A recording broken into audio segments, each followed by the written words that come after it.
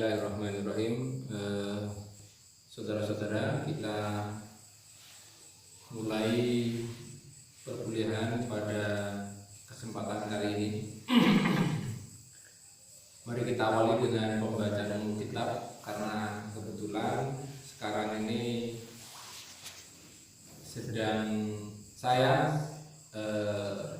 baru turun dari musola ini waktu maghrib, jadi satu kesempatan yang baik untuk berdoa. Kita sekali lagi berdoa bersama-sama semoga musibah nasional dan global ini segera berakhir dan kita, keluarga, teman-teman kita pada khususnya dan seluruh umat Islam di Indonesia dan dunia bisa diselamatkan dari musibah ini. Dan yang paling utama, semoga ilmu yang kita diskusikan ini akan memberi nilai manfaat bagi kita semua. Ala hadhihi wa ala kulli sholih. Al-Fatihah.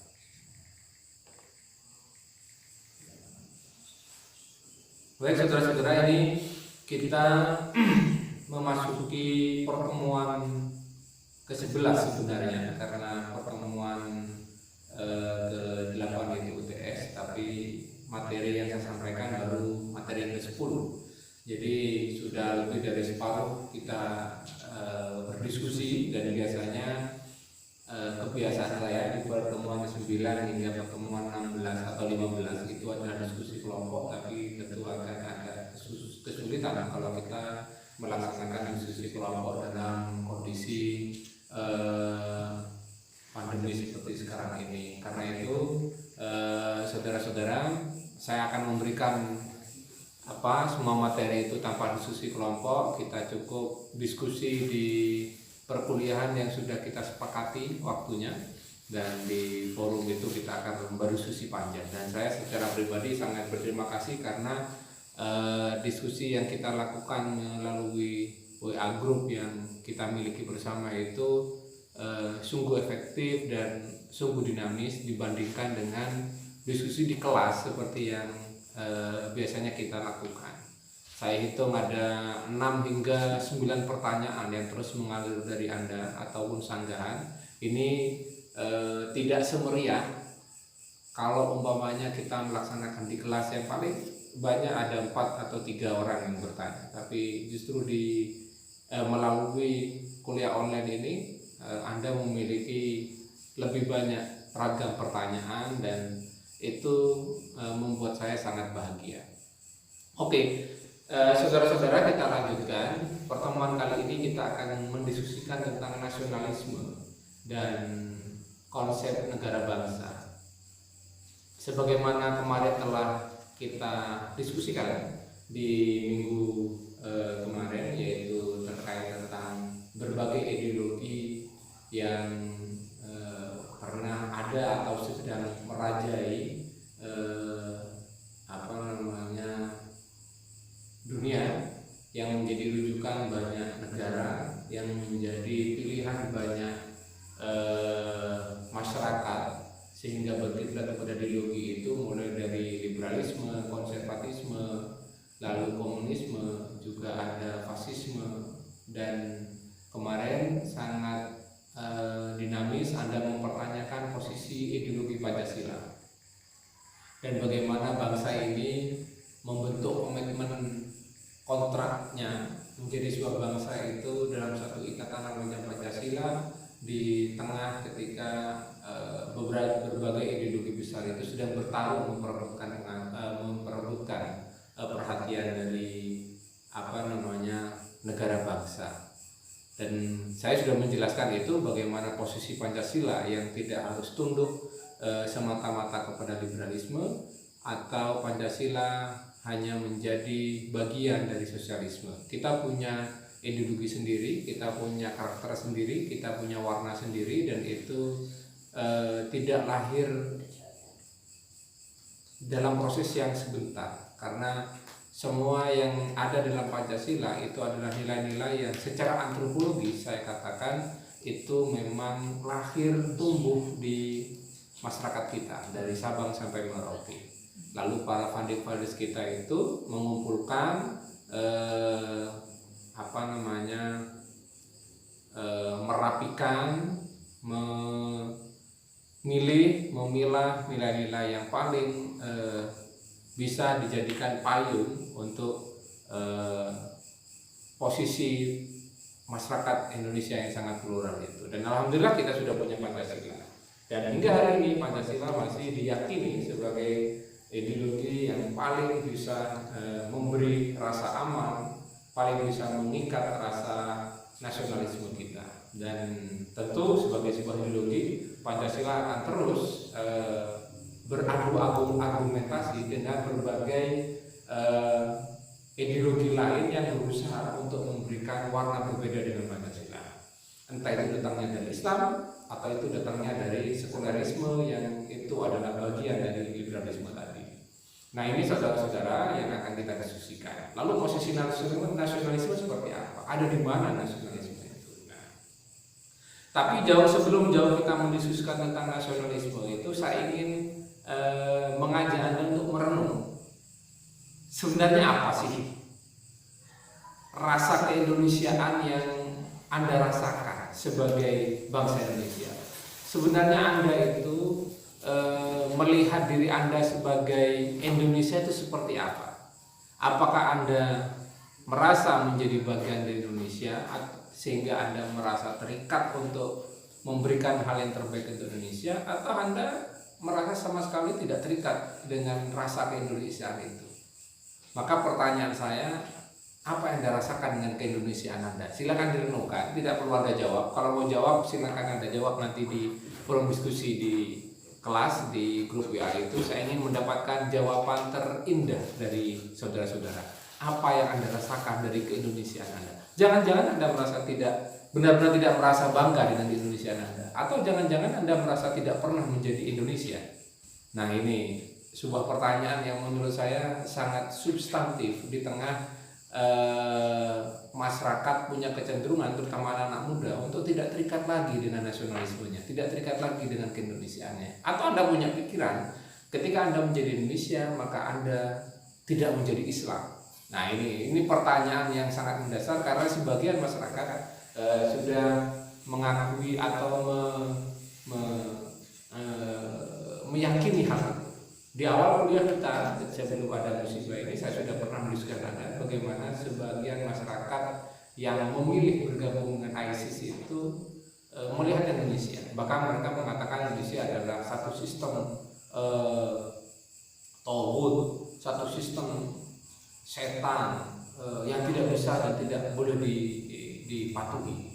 Mereka punya keyakinan sistem politik, sistem sosial, sistem kita bernegara, semuanya itu adalah produk barat yang tidak boleh ditiru. Kata mereka, yang harusnya menjadi sistem yang harus kita pilih adalah Islam. Tanpa mengikuti Islam secara kafah itu, maka keislaman kita akan ditolak. Nah, ini sebagian masyarakat meyakini itu, dan perdebatan di tengah COVID-19 ini juga mengarah seperti itu. Anda bisa lihat bagaimana tanggapan masyarakat terkait himbauan pemerintah untuk tidak melakukan kerumunan. Bahkan tanggapan masyarakat terkait dengan himbauan pemerintah untuk melaksanakan ibadah-ibadah yang berpotensi mengumpulkan orang banyak dengan standar kesehatan. Anda bisa lihat komentar orang-orang. Ada yang mengatakan kita tidak takut pada corona, tapi kita takut kepada Allah. Maka kita tidak perlu ikut perintah atau himbauan pemerintah.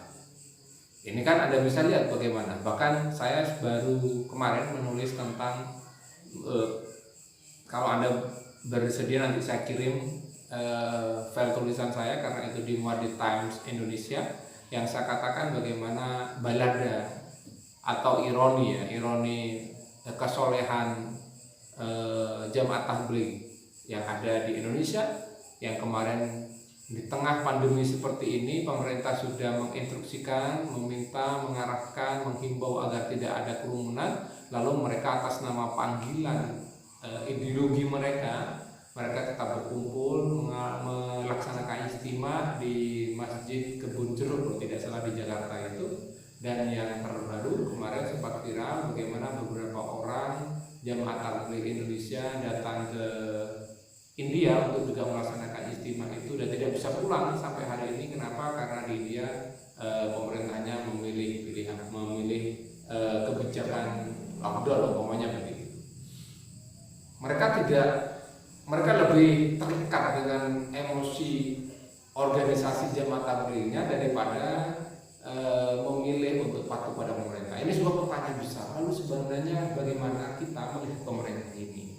Bagaimana kita melihat keindonesiaan kita? Bagaimana kita merasakan bahwa menjadi Indonesia itu sebenarnya adalah pilihan Tuhan yang harus kita jaga, karena patuh kepada keindonesiaan itu sebenarnya adalah bagian dari bagaimana kita menjalankan ajaran kita, yaitu Islam.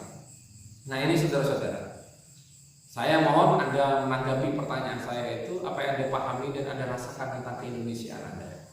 Saya tunggu jawaban Anda, tentu jawaban terbaik saya akan apresiasi dan saya akan ajak kopi Anda, sebagaimana selalu saya jadikan pilihan. Kalau Anda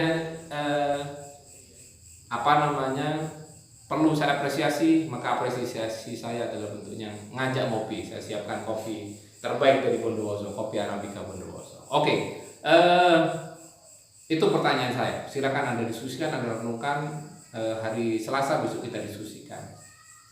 Lalu sebenarnya apa sih Pak nasionalisme itu?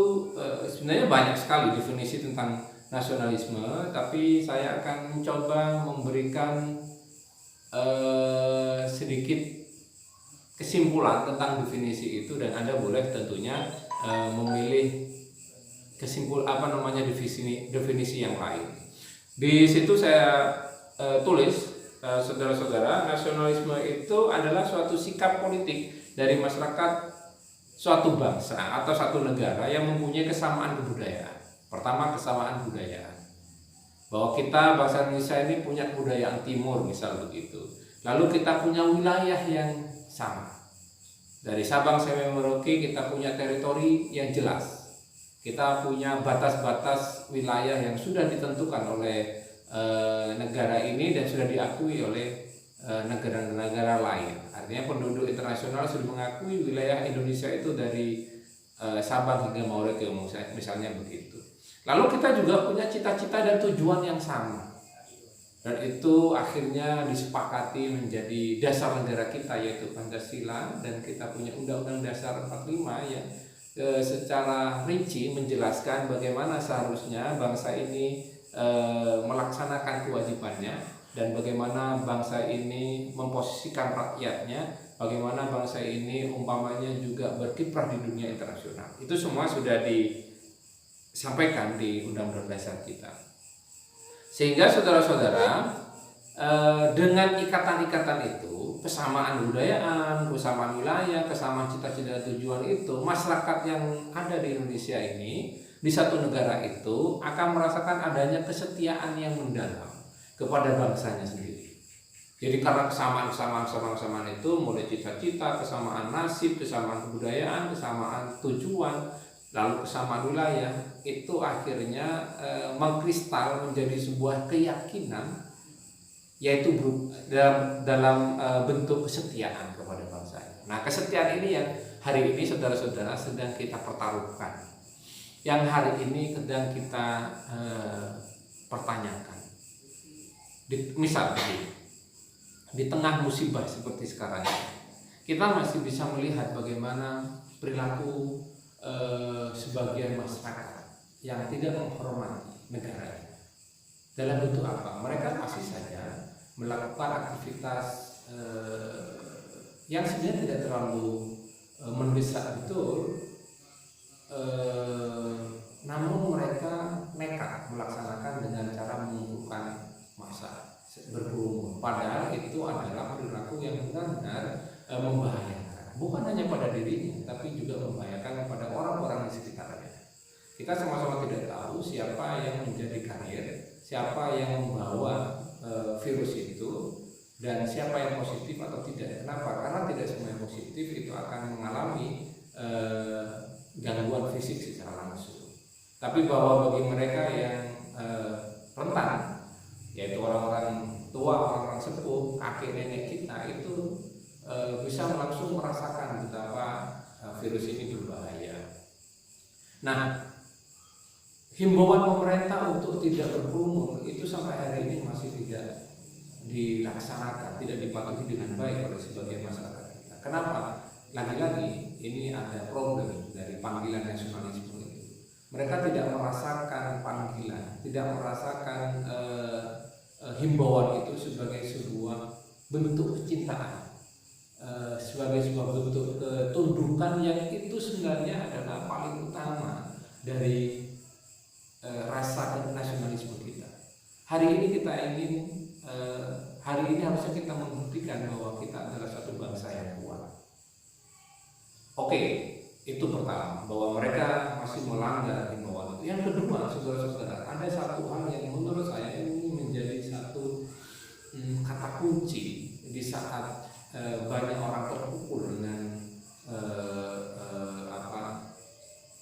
akibat dari virus corona ini. Apa saja?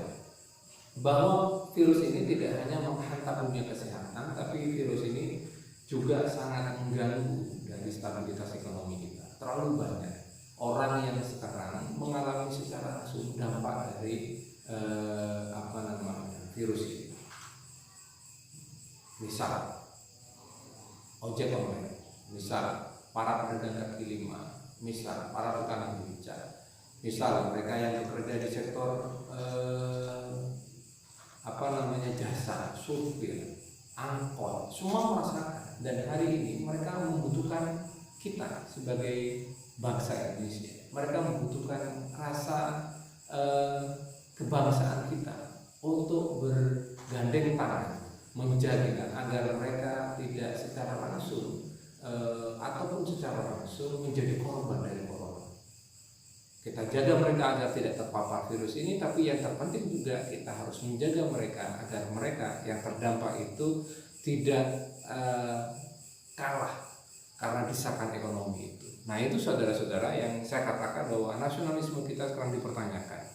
Dan sekali lagi, seandainya nasionalisme kita itu betul-betul menjadi satu kekuatan yang inherent ada dalam diri kita, maka jangankan corona, ketika melawan penjajah 300 sekian tahun kita dijajah, atas nama panggilan nasionalisme kita bahu-membahu untuk memberikan yang terbaik pada negeri ini, dan itu nyatanya bisa. Tentu kita yang tidak harus memanggul senjata, kita yang tidak harus langsung berhadapan dengan peluru musuh, hari ini terpanggil harus memberikan sesuatu yang baik, memberikan sesuatu menyisihkan sebagian dari apa yang kita miliki. Tentu Anda sebagai mahasiswa punya tanggung jawab hal yang sama seperti itu.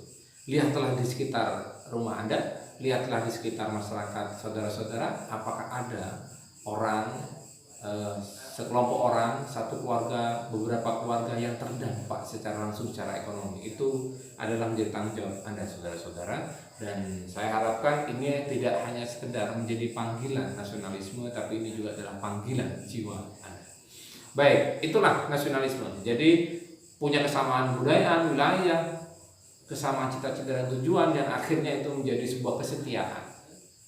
Baik, ini saya tulis beberapa definisi tentang nasionalisme menurut beberapa tokoh. Ada yang mengatakan nasionalisme adalah kehendak untuk bersatu dan bernegara. Ini sederhana, ya. Karena sederhana tentu saya tidak terlalu perlu untuk menjelaskan lebih banyak. Ada juga mengatakan nasionalisme adalah suatu persatuan perangai atau karakter yang timbul karena perasaan senasib. Nah, ini yang saya pernah katakan. Sebenarnya penjajahan yang dilakukan oleh negara-negara Eropa ke kita atau Jepang itu tidak selamanya selalu negatif. Karena penjajahan itu akhirnya kita bangsa Indonesia ini merasakan kesamaan nasib. Karena kesamaan nasib itu akhirnya kita bangkit menjadi sebuah bangsa yang besar. Mungkin kalau tidak ada penjajahan kita masih akan menjadi negara-negara kecil yang itu diakui, yang itu ditarik dari sejarah-sejarah kerajaan-kerajaan kecil yang dulu tersebar di seantero Nusantara ini. Tapi karena ada penjajahan, lalu negara-negara kecil, bangsa-bangsa yang kecil-kecil itu, kerajaan-kerajaan kecil itu merasakan nasib yang sama, lalu kita bersepakat untuk menjadi satu bangsa, yaitu Indonesia. Ada juga nasionalisme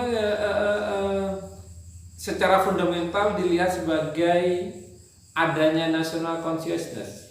Iya, sama sih, kesamaan ini, kesadaran bersama. Dengan kata lain, nasionalisme merupakan bentuk dan rasionalisasi dari kesadaran nasional berbangsa dan bernegara sendiri. Ya, menurut saya ini tidak terlalu beda dengan yang tadi. Penjelasan yang pertama bahwa nasionalisme adalah rasionalisasi dari kesadaran bersama. Jadi kesadaran bersama itu, saudara-saudara, yang akhirnya mengikat emosi untuk menjadi satu bangsa. Kesadaran bersama itu tentu tidak bisa muncul tiba-tiba, ada sejarah, dan sejarah negeri ini menjadi sebuah bangsa itu sebagai dasar dari kesadaran bersama itu adalah penjajahan yang begitu lama, dan itu akhirnya mengikat kita menjadi satu negara, satu bangsa. Baik, ini juga ada yang menjelaskan bahwa nasionalisme merupakan hasil dari perpaduan faktor politik, ekonomi, sosial, dan intelektual. Secara politik kita sama-sama dijajah, secara ekonomi kita sama-sama menjadi daerah yang dihisap oleh para penjajah, secara sosial kita menjadi kelas yang selalu dinomorduakan oleh penjajah, dan yang akhirnya atas kesadaran intelektual kita bangkit bersama untuk mendeklarasikan menjadi satu negara. Indonesia mengalami itu ketika ada lahirlah organisasi Budi Utomo, dilanjutkan dengan Sumpah Pemuda, dan ujungnya pada akhirnya kita benar-benar menjadi sebuah bangsa ketika proklamasi tahun 45. Nah, itu saudara-saudara. Ini penting ya untuk mendiskusikan nasionalisme, karena ancaman nasionalisme kita itu sekarang lagi sangat dekat, sangat real, mendesak, dan nyata, terutama anak-anak yang seumuran Anda hari ini. Itu bagaimana memahami nasionalisme, bagaimana memahami negeri ini, itu tidak sama mungkin dengan kakek-kakek kita yang ingin berjuang secara langsung. Mereka yang tidak hanya sekedar harta yang akan disumbangkan pada negeri ini, sampai ke nyawa pun mereka berikan pada negeri ini. Apakah Anda sadar seperti itu? Itu pertanyaan mendasar yang saya tanyakan di awal tadi. Nah, apa saja unsur nasionalisme? Saya sebutkan di situ. Saya sebutkan pertama, harus ada hasrat untuk mencapai kesatuan. Itu unsur yang pertama. Kalau tidak ada hasrat kesatuan, ya kita susah. Kalau tidak ingin menjadi bagian dari satu kesatuan juga susah. Itu kita sudah pelajari bagaimana kasus Timor Leste. Karena sejak awal mereka tidak pernah ingin menjadi bagian dari Indonesia, maka mereka terus menolak menjadi bagian Indonesia. Dan ujungnya akhirnya mereka meminta memisahkan diri, dan ketika Pak Habibie memberikan kesempatan mereka melakukan referendum, langsung terjadi mereka keluar dari Indonesia. Yang kedua, hasrat untuk mencapai kemerdekaan. Ini yang terjadi pada awal-awal kemerdekaan atau sejauh sebelum kemerdekaan. Semua bangsa ini merasa ingin merdeka dari penjajahan. Yang ketiga adalah untuk mencapai keaslian keindonesiaan kita. Kita tidak ingin menjadi bagian dari negara penjajah, tapi kita ingin menjadi betul-betul menjadi Indonesia. Yang keempat adalah hasrat untuk mencapai kehormatan sebagai sebuah bangsa. Nah, kehormatan sebagai sebuah bangsa ini yang telah diberikan oleh para pejuang kita, oleh para founding fathers kita. Oke, apa sih sebenarnya tujuan dari nasionalisme itu? Pertama, menjamin kemauan dan kekuatan mempertahankan masyarakat nasional melawan musuh dari luar, sehingga melahirkan semangat rela berkorban. Nah, ini yang ingin saya diskusikan nanti di akhir perkuliahan kita. Apakah kita masih punya semangat untuk rela berkorban atas nama bangsa atau tidak? Yang kedua, menghilangkan ekstremisme, tuntutan berlebihan dari warga negara, individu atau kelompok. Ini nanti saya akan diskusikan juga bagaimana sekarang saudara-saudara kecenderungan etnisitas itu kadang melebihi dari kapasitas nasionalisme kita. Nanti kita diskusikan. Yang ketiga adalah menumbuhkan rasa cinta terhadap tanah air, yang keempat menciptakan hubungan yang rukun dan harmonis yang mempererat tali persaudaraan yang utuh. Nah, ini saudara-saudara.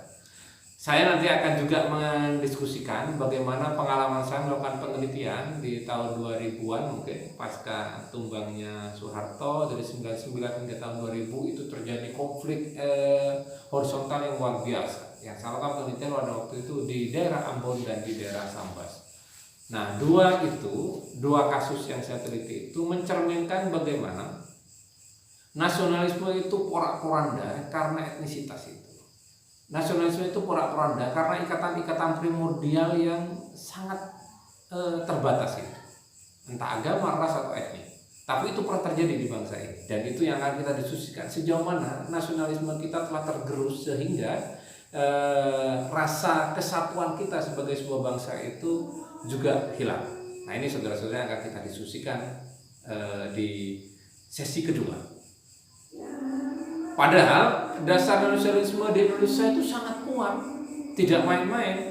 Nasionalisme kita itu paling tidak kita bisa lihat di sila ketiga di Pancasila, yaitu Persatuan Indonesia.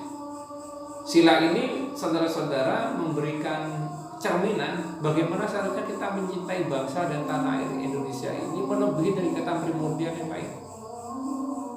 Kenapa? Karena inilah wajah sebenarnya kita sebagai bangsa. Kalau kita tidak memiliki rasa cinta kepada bangsa ini melebihi kata primordial yang lain, maka sungguh kita akan hanya menunggu waktu kapan kita akan menjadi negara yang kerdil akan disibukkan dengan urusan konflik horizontal, konflik etnis, konflik agama, konflik ras, konflik suku. Ya itu saja akan terus menyibukkan kita sebagai sebuah bangsa. Tapi kalau kita sudah terikat dengan rasa cinta kepada bangsa ini, maka itu kita akan bisa menyampingkan ikatan-ikatan primordial yang lain. Yang kedua, tentu sila ketiga itu mencerminkan bahwa kita harus rela berkorban demi bangsa dan negara. Ini juga ingin saya tegaskan bahwa rasa rela berkorban itu hari ini mungkin tidak bisa kita temukan sebagaimana dulu pernah dipraktekkan dan ditunjukkan oleh para founding fathers kita, oleh para kakek nenek kita. Itu luar biasa. Yang ketiga, bangga berbangsa bertanah air Indonesia. Apakah ada rasa kebanggaan itu? Mungkin hampir tidak ada. Ini ceritanya Gusmus dalam satu kesempatan. Kata Gusmus, ketika Gusmus itu kuliah di Mesir pada tahun berapa, mungkin tahun 60-an ya, atau justru tahun 50-an. Ketika Gusmus datang ke Mesir memakai baju batik, itu menjadi kebanggaan. Kenapa? Ini Indonesia. Kenapa? Karena pada waktu itu semua negeri, terutama negara-negara Arab pada waktu itu sangat menghormati Indonesia. Kenapa? Karena banyak ulama kita yang memberi warna di kancah internasional. Banyak sekali ulama Nusantara yang menjadi rujukan ulama-ulama di Timur Tengah. Maka kata Gusmus, kami bangga memakai baju batik pada waktu itu.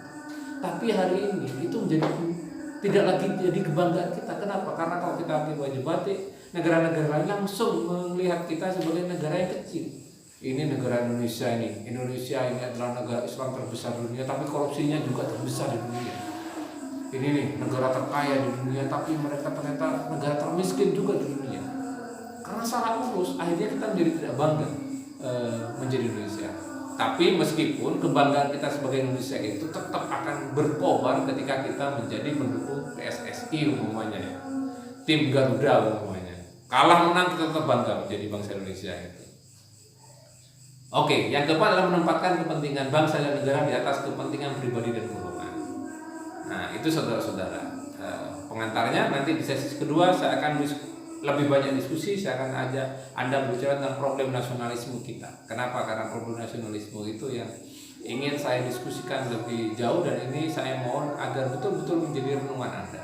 Sekian, nanti kita ketemu di sesi kedua. Assalamualaikum warahmatullahi wabarakatuh. Berapa menit? Pas setengah jam. Setengah jam.